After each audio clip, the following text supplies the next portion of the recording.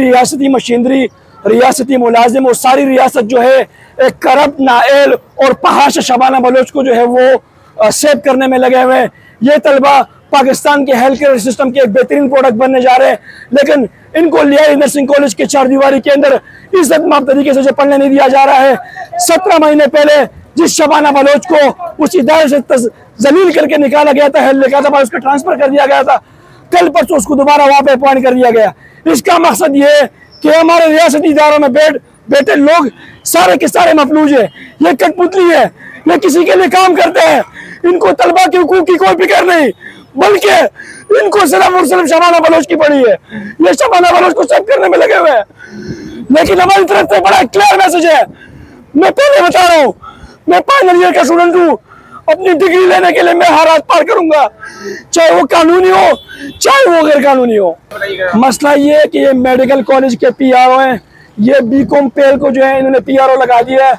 मसला साहब में हमारे मुल्क का ये है कि जो जिसको सियासी वजन से उठाना हटाओ, उन्हीं नायलों को आगे कर दिया जाता है।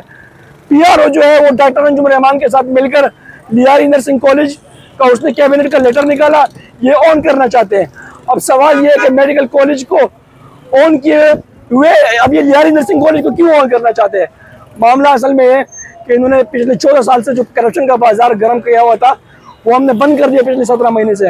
अब इनको खाने के लाले पड़े हुए हैं। उज़ैर लाल बेसिकली एक माफिया है, वो गैंगवार का जो है सरगना रहा है और अभी जो है लियारी बेनज़ीर मेडिकल कॉलेज पे जो है वो मुसल्लत है और उसके पीछे भी बहुत बड़ी माफिया, सियासी माफिया जो उसको कंप्लीट सपोर्ट करने में लगी हुई है। सर मैं BSN 4th ईयर का स्टूडेंट हूँ। मसला हमारा यह है कि 17 महीने हम लोग स्ट्राइक पे रहे हैं। अजरा बिच्चो जो कि जरदारी की हमशीरा है, उन्होंने पटिशन इनके खिलाफ दायर की, इनमें हेरासमेंट की, हमारे अकाउंट फ्रीज किए गए, हमारे 6 तलबा के वजीफे इन लोगों ने हड़पे हैं।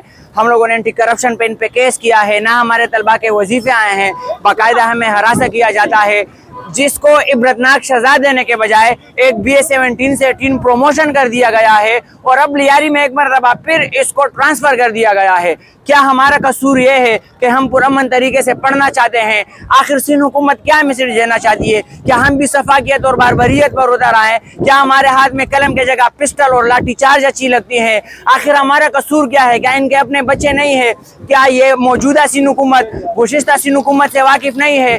क्यों, आखिर क्या इनकी मजबूरी है जो कि सियासी और सरसरूख के बावजूद हमारे साथ तमाम प्रेस रिलीज हैं, एक शवाहिद है इनके खिलाफ, हमने बैंक के चालान निकाले, हमारे अकाउंट फ्रीज किए गए हैं, हमारे वजीफे हड़पे गए हैं, हमें मारा गया है, हमारे साथ वीडियो शवाहिद मौजूद है। आखिर क्या मजबूरी है? सर सिंध हुकूमत है, सिंध हुकूमत के निराले कारनामे हैं।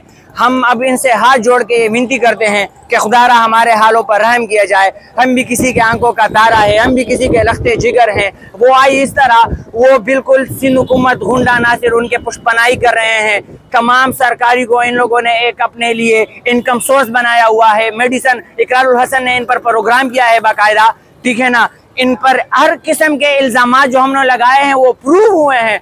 उसके बावजूद भी पता नहीं क्या वजूहत है कि सिंध हुकूमत एक बेबस सिपाही के उज़ैर लाल इनका मास्टरमाइंड है। वो MS को यरगमाल बनाता है, ठीक है ना। अगर ये MS कोई अच्छा काम करते हैं तो उन पर वो रेप के केस डाल देते हैं। वो अपने गुंडो अनासिर को, स्टूडेंट को मारते हैं। हमारे खिलाफ 11 FIR दर्ज हैं। मैं सुबह कोर्ट की पेशी भुगत के आया हूँ। उज़ैर लाल इन सब का मास्टरमाइंड है, उनके गैंगवारों के साथ ताल्लुक रह चुके हैं तमाम मरासिम। आप ये बात किसी से ढकी छुपी नहीं है, ये सबके सामने है, रोजे रोशन की तरह आया है कि शबाना उज़ैर लाल हवा किस कैटेगरी के इंसान है और उन्होंने पास्ट में क्या क्या कारनामे किए।